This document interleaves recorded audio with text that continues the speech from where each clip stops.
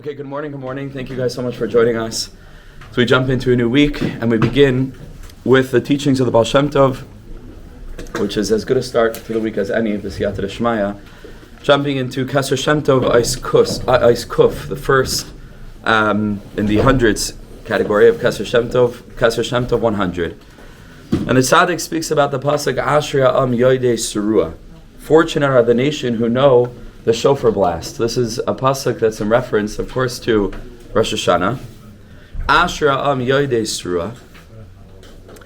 And Pirush the Baal Shem Tov explains al pi mashal. He gives a parable. L'Medina Shaya Lahem Gibar. There was a country that had a Gibar, that had an incredibly powerful warrior. Ubatchu alav. And they trusted him. Kol b'nei Medina. The whole entire Medina trusted this person. And because they trusted him so much, so nobody trained. Nobody themselves trained in the art of war, because they had this gibar, they had this warrior that they were depending upon. Because they all depended their own security, they put it on somebody else. That they had, who was living among them. Here, there are some more sheets over here, Ben. Good morning. And what happened was a terrible thing. When they were attacked by another country, and so this warrior, who the whole entire security of the country is depending on him, went to prepare his weapons, and lisaynei, and nischakim v'ganvu, or lisaynei nischakim, the enemy had this incredible strategy, and they came to his arsenal and they stole all of his weapons. And so you had this incredible Gibar who was really, trained and ready to use all these weapons to defend the whole country, and everyone was relying on him. Nobody learned their own skills of how to fight and how to battle. And they stole all of his weapons away. Until there was nothing left. He had nothing to fight with. And so him and all of the members of the country, thank you so much, all the members of the country that were depending on him were taken away. So what's the depth of this? The Zeshikasu says the Baal Shem Tov, that's what the pasuk is telling us. Ashrei ha'am yoidei surah. Fortunate is the nation, meaning all the people of the nation, every individual, who are themselves yoidei surah, who are themselves knowledgeable, in this case, about the shofar blast with regard to din on Rosh Hashanah Yom Kippur. But generally speaking, across the board on Klal Yisrael or Tzolaimar, this means just not the kind of teaching you generally expect from the Baal Shem Tov, because he was so strong about the role of the tzaddik, and of course the Maggid of Mizrich, even more so, where they built Hasidic dynasties, and the tzaddik was the center of the Maggid. The tzaddik was really the center, one of the centers of the Hasidic revolution, and what the Baal Shem Tov was trying to accomplish. But over here, the Baal Shem Tov says, true, importance, a connection to tzaddikim is extraordinarily important. But Ritzolaymar, what this means to tell us is, Kisha am einam soichem al gibar rak heim atzmam yoidim truas amalchama. When the nation is not only relying on the gibar, in this case is the tzaddik, but each and every individual takes it upon themselves that they should be among those who know and understand the battle and how to fight. So then, and then it's more batuach, it's more certain that they're going to be able to walk in the light of the divine. Likras hamelech, toward HaKadosh Baruch Hu.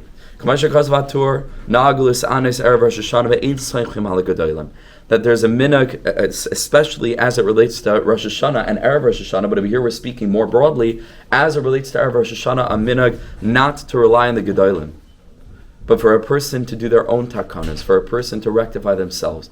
Because connection to tzaddikim could become sort of a way out to say, okay, I don't need to serve Hashem, I'll rely on my connection to the tzaddik, and so says the Baal Shem, Amar Kain B'Daira Kol Shekein Ata. If the Torah said that then, when they actually had, real, incredible tzaddikim and gedolim. So certainly now that with Yeridas Hadaris in that sense, can't necessarily say the same. He says, how do you know that the person you're relying on is actually somebody who's reliable? Because you never, ever, ever know.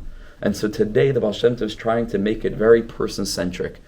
It's true, we have to connect to tzaddikim, and there's incredible spiritual value, especially through the humility. As Hashem, we're going to be kuntris, hopefully Hashem should bless me with time and clarity to put out before Shavuos on the concept of tmimus and what it means to be tamim, and there's a certain simplicity and humility to be able to rely on a tzaddik.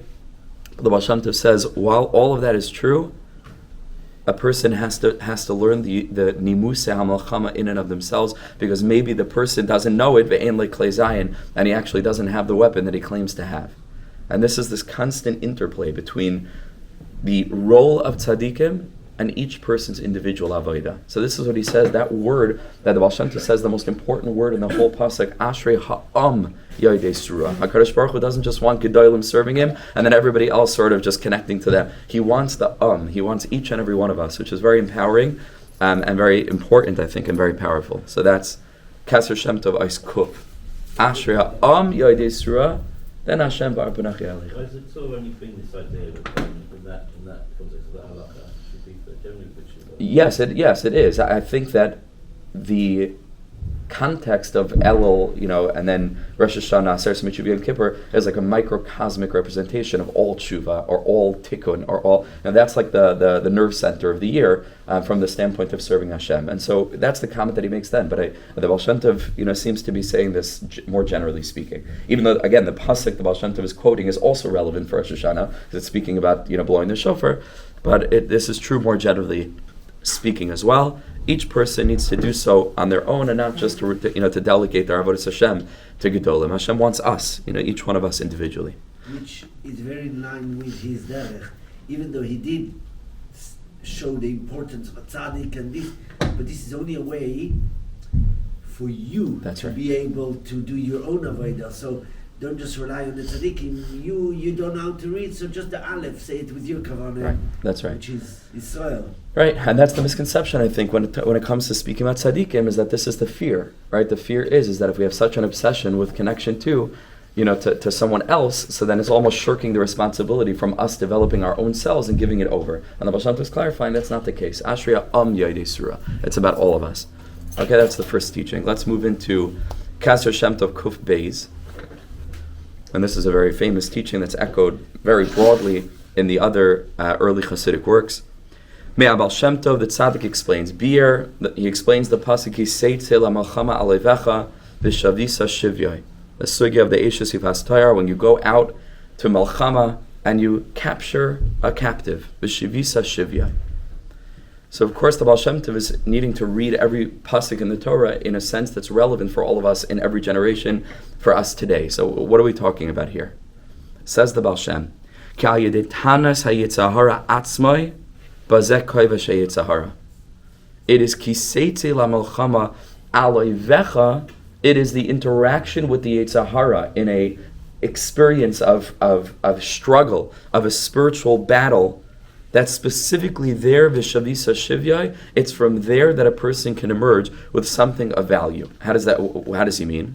Pirish, what this means is Shemhu Hayetzer Hara Zariz B'Melachta Lefatis Adam Avera. What's the Yetzer Hara's whole task? The Yetzer Hara doesn't want us to fall. The Yetzer Hara, Ibn Achman calls a Malach Kadosh. Right? The Yetzer Hara is a holy angel. The Yetzer Hara is a shliach. The Baal Tani makes his point abundantly clear, that the Yetzer Hara is working for Hashem. We've learned this also, I think, in the past, maybe when Shal Shudas or something. Right? The whole thing of the Baal Shem Tov is of the Yetzer Hara rather is that he doesn't want a person to sin. He doesn't want a person, but his job is to seduce. Right? His job is to do the best that he can to cause a person to act in certain ways that are not aligned with the higher part of that person. And the Yetzer Hara does so very, very diligently.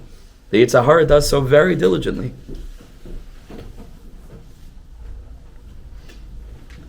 So says the Baal Shem Tov, Pirush she'im hu ha'Yetzer Hara zaris b'malachta lefatis es adam ba'avera k'dei lasa shlichusi yisbarach. And a person is able to be removed enough within themselves and compartmentalized in a holy way Just like Adam and Chava before eating from the tree of knowledge of good and evil, which the Nefesh HaChaim tells us means that after they ate from the tree, the snake that was prior totally separate from them became sort of pseudo part of them. There was some kind of interaction or interconnectivity between the Nachash and the mother of humanity, so that now we feel like we are, like it's a part of us that wants this, and it's really not at all. So if we're able to live in such a way where we can sort of split these two experiences, then a person's able to look at it with a little bit more objectivity, instead of just being in it, like feeling like I want this thing. It's like I don't want this thing, right? I know who I am, I know what it is, and I'm able to draw a clear line of distinction to be able to observe it from a more objective standpoint. When a person's able to do that, then a person is able, according to the Baal Shem Tov, is able to feel a sense of admiration for this force. Because they're not in it. They don't feel that it's them. They don't feel that this is actually what they want. They're able to draw distinctions, stand objective to it, and watch this emotion, right, without being reactive. But to be able to pause and then have a chance at responding. So to be able to stop, we learned yesterday, Shal Shidduch, about Yishuv Hadas, to be able to go slow, and not to live in a state of reaction, but to live in a state of response, where a person's das and a person's brain is in control. And this is very, very important, where a person's able to analyze their feeling, and we almost can't help but be very impressed by the Yetzer Hara, like it doesn't give up. Rabbi Nachman was once sitting with his Hasidim, and there was a fly that kept on coming. Maybe they had some fruit or something on the table, and the Chassid kept on, shooing away the fly, and it kept on coming back. It's shooing away the fly, and it kept on coming back. Rabbi Nachman says this is the Yetzer Hara is compared in Chazal to a fly, because this is how it goes. And then you keep shooing it away, and then it'll come back. You shoot away. Like that is the job. That is the avoda. That is the experience of what it means to be a Jew, is to be in constant state of battle. And the Kotzker Rebbe says the whole life is you give a patch to the Yetzer Hara, and he gives a patch back, and you smack him up, and he smacks you back. And the Kotzker says you just make sure you get the last smack. Like before it's all over, you get the last smack. So the whole life is this struggle, and hopefully, like Rav Pinkus speaks about the experience of the year and going through the various chagim, where it's like an upward spiral, like a slinky, right? So you keep on coming back to the same points, but this time and each time it's higher up, and we're able to experience things higher. So hopefully a person develops through life, and they make gains, right? In certain things that were terrible struggles for them are no longer struggle for them, but there's always going to be an experience of struggle, and that's just the way that it's supposed to be. And that's this constant experience of needing to battle over our own identity. Who are we really? Who are we? What are these impulses that we feel? And if a person's able to firmly anchor themselves in holiness and in a higher state of being, if that's what a person is, then when we have a lower impulse, we can watch it and even learn some things from it. And we can be fascinated by it. Because I know that that's not me. That it's not me who wants this. I know that 1 billion trillion %. I have mountains of evidence that that's not me, because I don't want this. And it makes me feel, this way and that way and the other way. And everything rational tells me that this is not. So that's not me. So there's another force inside of me. So now that I recognize that, what can I learn from it? And that's what we're speaking about here. Pirashim hu hayetzer hara zariz b'malachtai. If the Yetzer Hara is so diligent, is so alacritous, is so fully committed to this mission, like the fly that keeps coming back, all so that it can carry out the will of HaKadosh Baruch Hu, right? The famous teaching from the Zohar Kadosh of the son of the king, right? Who the king himself hires a seductive woman, to try to seduce the son, but she's working for the king, right? Even though it seems to be against the expressed will of the king for the son, and the Zohar Kadosh says the same thing with the Yetzer Hara. He works for the king, and this is part of the game, part of the challenge, part of the struggle. So from this itself, a person is able to learn something.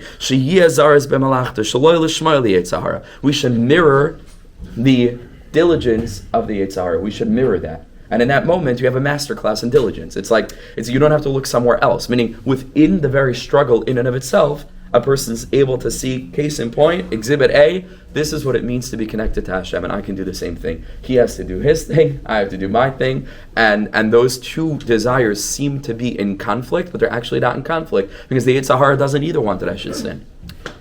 His desire is that he has to make it so that it's the only thing he wants. But really, really, really, really, he rejoices when we're victorious.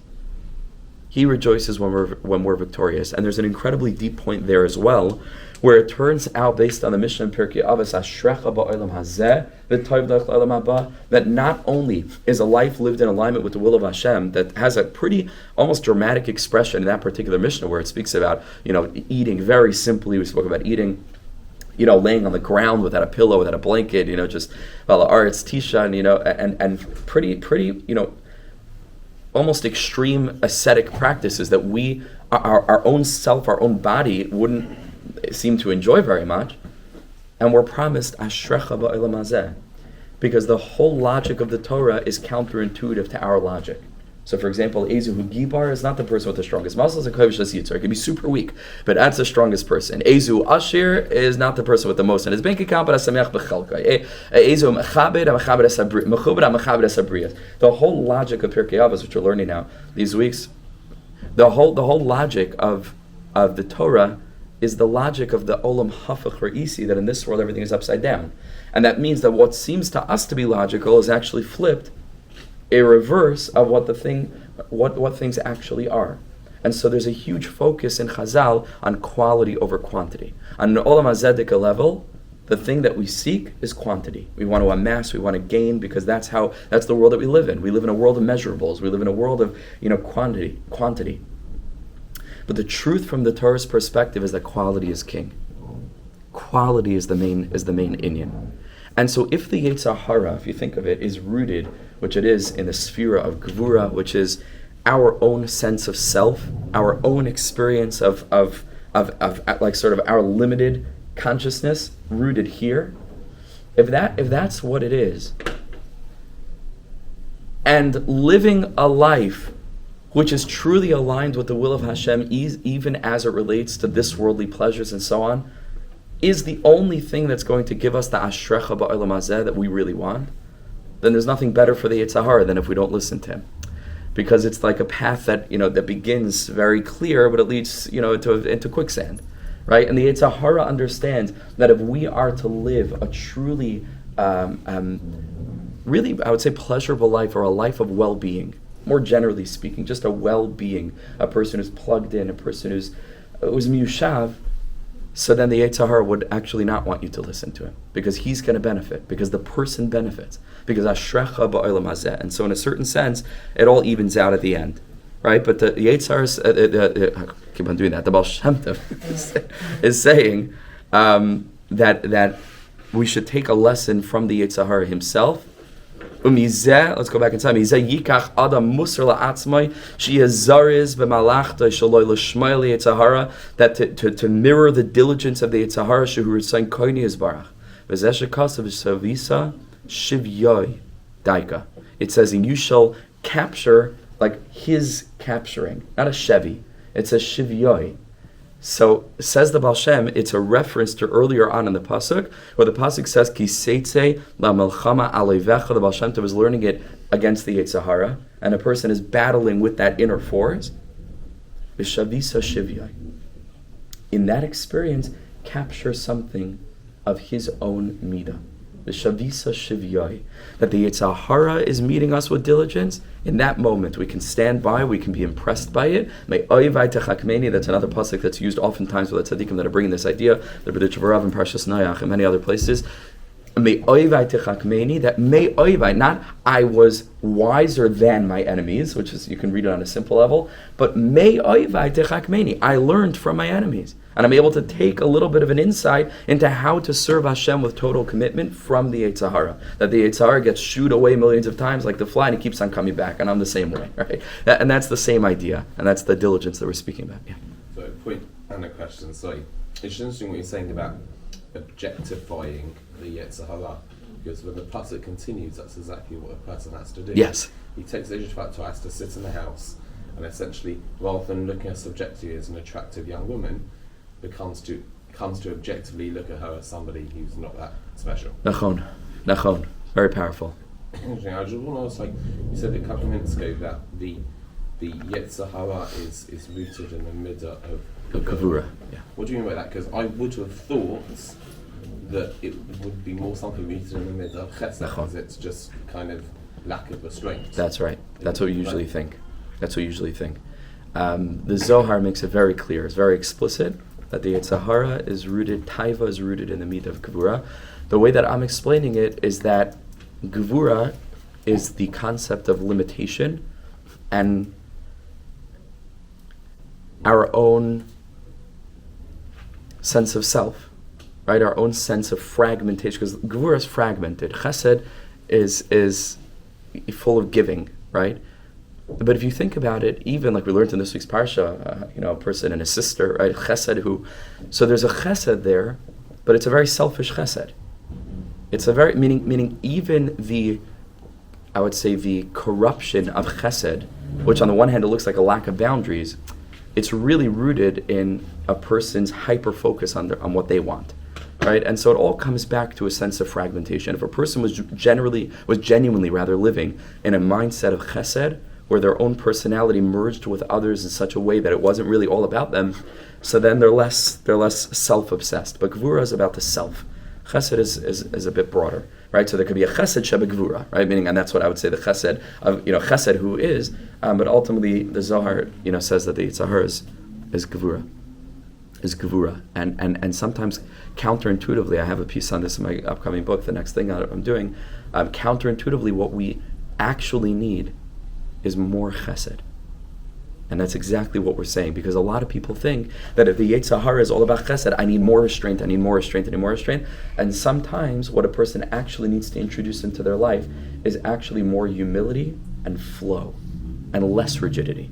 It's the rigidity, actually, if a person's living with not just rigidity in the sense of controlling themselves, that's a holy rigidity, but if a person lives in a way of kapdanos, where things have to go my way, things have to be this way, and every single thing is very rigid, so then that could end up leading counterintuitively to a release. That could counter to lead to a moment of a breach of Gevura, because it all emerges from the self and the inability for the self to overcome itself, right? And the way to do that is to live with more amunah, which is to introduce more flow into a person's life and to make sure that I'm not super rigid. If something happens, it's not the end of the world, and it's God's world. You understand? So it's a very counterintuitive process, and I'm very glad you brought it up. And the only way that we could have this kind of thinking is if we know the Yetzer Hara is rooted in Gevura. Otherwise, it doesn't work. But if the Yetzer Hara is rooted in Gevura, then sometimes it could be a person's general sense of rigidity that's intensifying the Yetzer Hara, and what they actually need is less rigidity, and they actually need to introduce more amunah and more flow and more humility into their life. And in that sense, they'll find it easier to overcome their own personal. Okay, excellent. That's the teaching of the Baal Shem. Let's go to the next teaching, Kesser Shem Tov Kuf Daled. And this is Me'al Baal Shem Tov Zuchar Levracha Pirish Tachin Libam Takshiv Aznecha. You prepare their hearts, Takshiv Aznecha, and your ear hears. What's the connection between these two things? Tachin Libam, if a person prepares their heart, then Takshiv Aznecha, Kadosh Baruch Hu's ear is hearing, presumably a reference to prayer. So V'Ratzalai says the Baal Shem Tov, Ki Simin Zeh Maser B'Yada Adam, HaKadosh Baruch Hu has placed the following indicator into the hand of the human being. Shem Nizdamin Sheyuchal Hachin Liba Lehispal Lafana Bli Shem Piniya. If a person finds it easy to prepare themselves for prayer without any ulterior motive or machshava zara, or without any foreign thoughts or distractions, that a person's really in the zone. And sometimes this happens. You're all there. You're totally present in tefillah. Al kapanim, so either that or a person is filled with love and awe, and the emotions are really active, and a person's really in that state. Kol echad lefi madrega, each individual in accordance with their unique madrega. Az yadua ki niskabla tfilahu. Then the person can know that particular tefillah was accepted, because if it has ava and yira appended to it, then like the Baal Tanya says from the Zohar, ava and yira are called train gadfin. They're called two wings that can carry our tefillah up. And if a person doesn't have tefillahs that have wings, so the tefillahs stay where they are. So this, that a person has a tefillah that has wings, then is able to ascend, like the famous story where the Baal Shem Tov was passing once through a village, and they stopped in the certain village shul to daven, and the Baal Shem Tov was with all his chassidim, was smack in the middle of the day, everybody was at work, whatever it was, and they had already a minyan, and they wanted to go into the shul, so daven in the shul, to go and daven, and the Baal Shem Tov was standing by the door, and some of the Hasidim started to go in, or they waited for the Baal Shem Tov to go in. He's the leader; he'll go in first, and then they'll go after him. And he said, "I can't. I can't go in." They said, "Why can't you go in?" So the Baal Shem Tov said, "There's no room." And they said, "What are you talking about? There's no room. It's 2 p.m. on a Tuesday. There's no one here. The whole shul's empty." So the Baal Shem Tov says, "I cannot go in. The whole thing is stuffed." He said, "There's no one here." And the Baal Shem Tov said, "It's filled with tefillos that never went up." He said, "This whole shul is full of prayers that had no ava and yira, and they were just muttered, and so they're all stuck here." So Rabbi Nachman says in the Aras Tavash, later in history a little bit, also brings this idea, and you find this concept that Dagar Machane Ephraim, there are a number of tzaddikim that quote the same idea, that once a person davens one strong tefillah with Techila Rechimu, that can lift up all of the other prayers, whether in a shul or the person's own tefillos of the past. And so, al titya eish, so a person has a strong tefillah. Rabbi Nachman puts it onto the pasuk, V'eschanan al Hashem ba'esahi, that when a person really davens at one particular time, then lamar, all the other prayers begin to pray, And so that's a very beautiful and powerful thing. But this is true. Says the Rebbe, says the Baal Shem Tov, if a person feels ava and yira, az yadua ki niskabla tfilahi, then we can be sure that tefillah made an impact above. Ich imtachin libam, then takshavas necha. Right, and that's what the pasuk is saying. Ki be'eshem espalel yuchaledam niskabla tfilahi kamam razal. Like Chazal say, Reb Chanina ben Doisa, shkura tfilasi befi. Right, so then he knew, because he would say, this one's going to live, this one's going to die. They asked him, how do you know? And he said, if I find that my prayer is shkura befi, that I feel a sense of connection, that I feel really plugged in, then I know that it's accepted. If not, not. And this is what we would call generally a time of aliyah, a tefillah of aliyah. A person, in Rabbi Nachman terminology, ratzai, right? A person's running, a person's elevated, a person's connected and plugged in, and it's flowing. However, turn over the page, there's another aspect. Sometimes a person comes to tefillah and they're just not in it, and it's really hard for them, and they're distracted, they're not present, they have brain fog, they're clouded over, they're not present in it. Like, not just forget about Ava and Yira, like maybe they should just have the strength to say the words of tefillah just themselves, right? Sometimes a person's in such a state. So says the Baal Shem Tov, let a person not despair when they experience a tefillah like that. Even if a person finds that the whole davening is full of different bitulim, and they're distracted, and they're really not present in it, and more generally a person feels accusatory forces preventing that person from serving Hashem properly, a person should focus and be conscious of the experience that they're experiencing, which in and of itself as an experience is no better or worse than any other experience, because it's just an experience. It's also part of God's plan. It's also part of what it means to be human. So going back to what we said before, to look at it objectively and not judge it, to say this is just, it's a thing that's happening. It's not a choice. This is sometimes a person's in this state. And this is obviously the matzah that Hashem wants me to be in. I'm in a state of Yerida now. It's a similar point to what you're saying about Kesser Shem Tov, that it calls it B'tchilu B'chim, and yet it's shiur B'fim. What do you mean? Say more. You think all in trembling that you're sort of, it doesn't flow. Right. The awe of trembling is supposed to bring to a state of flow. That's right. And as I thought what we were saying was also relevant, that point is also relevant, that a person who lives with rigidity is incapable of having the consciousness that we're going to be discussing now, that in a moment of, Yerida, when they're not able to daven, that's also okay.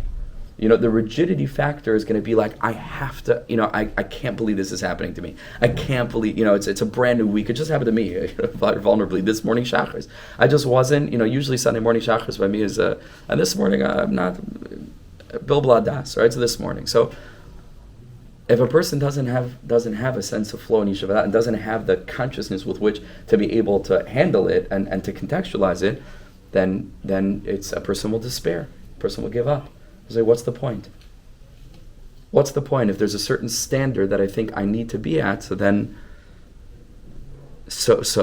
Tov is saying, Al Yomer Noyash, don't say that.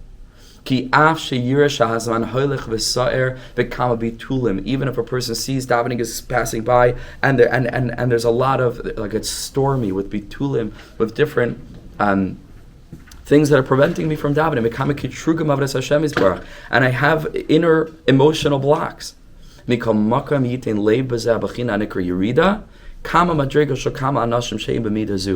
person should be aware, this is incredibly powerful, to be aware that right now at this spiritual frequency that he's at, maybe there are hundreds and hundreds and hundreds of thousands of other people who are on this same frequency. And they are components in this algorithmic sense. They are data points that are part of this thing we call the Shechina, or Knesset Yisrael. And this otherwise very connected person is descending down to that level. And then a person will have an aliyah.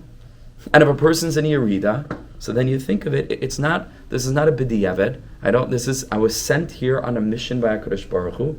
Like Yosef HaTzadik tells the brothers, Ki l'michya shlachani. If I was placed in the ground, like it's a famous thing, I wasn't just, I wasn't just discarded, I was planted. And I'm there for a reason, and I'm supposed to lay down roots and begin again to strive heavenward, this time in a way that I could produce a fruit. And it's a much higher thing to be a seed that's planted in the ground than to be a seed that's out in the air, because nothing will come from that. So if a person has this consciousness, then during the tefillah, a person can be other focused and recognize it's not all about me. And my neshama is connected, like all of us are, to thousands and tens of thousands of neshamas. Shema Yisrael should be one of our kavanas when we say Shema Yisrael, is that who knows how many neshamas are connected to us. Rabbi Shlomo used to say that before the Holocaust, there were millions and millions of Hasidim and thousands of Rebbes. And after the Holocaust, everybody's a Rebbe. Everybody's a Rebbe. There's no, everybody's a Rebbe for the thousands and tens of thousands of Jews who may not even know that they're Jewish. We are all, meaning all of us that are Torah Jews, are Rebbes, and we have Hasidim that are connected to our neshamas, that when we say Shema Yisrael, we should have the kavanah that Hashem should make, that we're speaking to our Hasidim in a very subliminal spiritual way. And we're telling them, Shema Yisrael, please, you should also hear this. So a person realizes it's not just my shachris on a Sunday morning. There's a plan here. There's a plan. We're never out of the plan. This is Hashem's plan. This is the flow. This is the lack of kapdanas. This is the inyan of Hillel, who is embracing. To be able, to say, I know that this is temporary. I'm going to have an aliyah. Maybe mincha will be better. Maybe mariv. Maybe tomorrow morning shachris. Because that's how life works. We're always going into phases in different states, especially today. Where so many pieces of information are coming at us that like our emotions are mediated by so many different things that we see or experience or think or feel, and you never know what the next moment will bring. Like Shlomo Melech's ring, wisest of all men, and what did he have on his ring to be reminded of all time? Gam ze ya'avor. Very amazing, right? Gam ze ya'avor. Shlomo Melech, he had this on his ring, right? It's like the closest thing that a Jew, can tattoo something, which you can't. So you have it on your, it's there the whole time. Gam ze ya'avor. This is the consciousness. So if a person understands that, then maybe the next hour will contextualize what I'm experiencing now in a way that I don't have access to now. But I can already, like one of the Breslauer Hasidim used to always dance the whole time. And they asked him, what are you dancing for? Everything is so terrible. He said, in the end it will be good, right? In the end, they said, for sure. So he said, I'm borrowing a rikud from the end. Like I know, in the end it's going to be good. So you may as well already start dancing. And if we can live in that consciousness, then Be'ezus Hashem, no matter where we're at in our Avodas Hashem, it's with flow, it's with emunah, it's with humility, it's with service, and it's not about me and my thing. Hashem and His plan, and we go along with it. And then when a person lives in this way, hopefully they'll be able to have less rigidity that will then thereby enable them to overcome the Yetzer Hara as well. Okay, we'll end here. We'll do the next piece next week. שכל כך אוהב אותי האב שלי מלך חי וקיים על כל נשימה שאני